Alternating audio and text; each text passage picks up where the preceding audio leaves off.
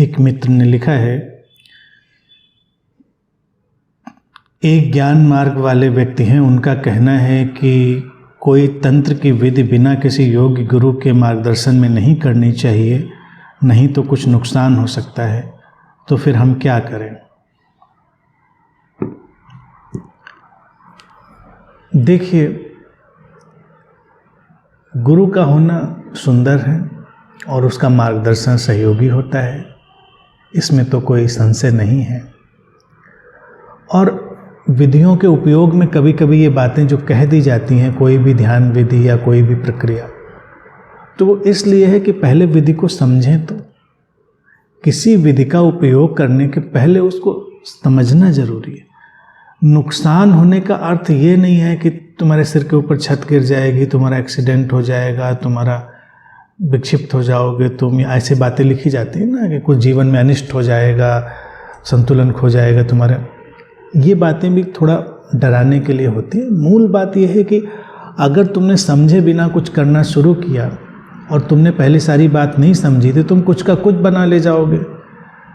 नुकसान यही होगा कि जो उसका उपयोग हो सकता था वो नहीं होगा और तुम्हारा समय भी बेकार होगा और सारे प्रयास तुम्हारे बेकार जाएंगे।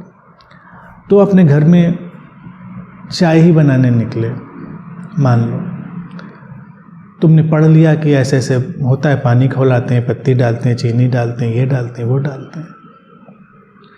अब या तो तुम बहुत अच्छे से समझ लो कितनी देर खौलाते हैं, कितनी पत्ती डालते हैं, कितनी चीनी डालते हैं।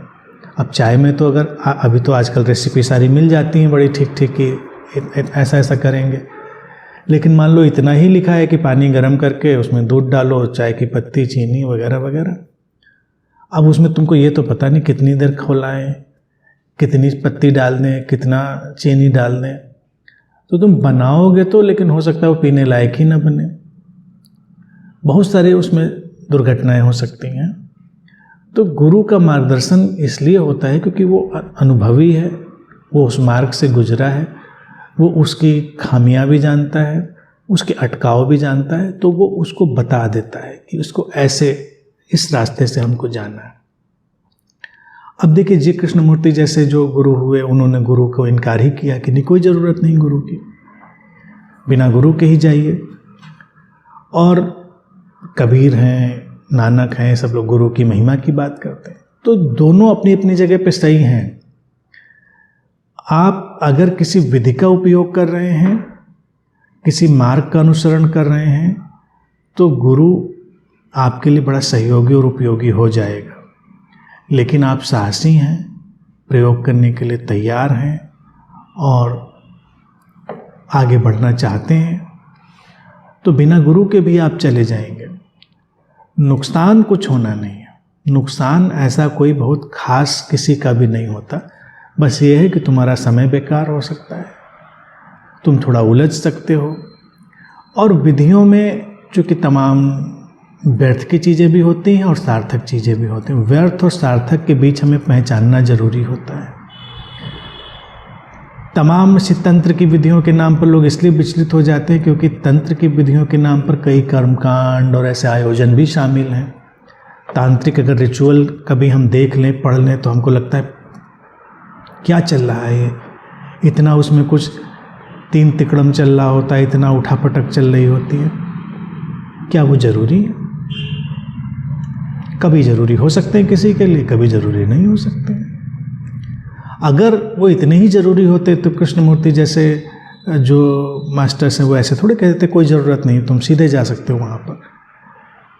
कुछ लोग जो विधियों कर्मकांडों में अभी बहुत अटके हैं, उनके लिए बस वो एक प्लेटफॉर्म है, पेडेस्टल है, पायदान है जिस पे से होकर वो जाएंगे। तो वो बस उनको एक सांत्वना देने के लिए उपयोग में लाया जाता है। अब ये काम तो एक योग्य गुरु ही कर पाता है कि पहले हमारे मन के उस विक्षेप को, उस अटकाव को किसी उपाय से दूर करे और बता दे कि ये केवल एक पायदान था, एक पेडेस्टल था, बहुत महत्वपूर्ण नहीं था।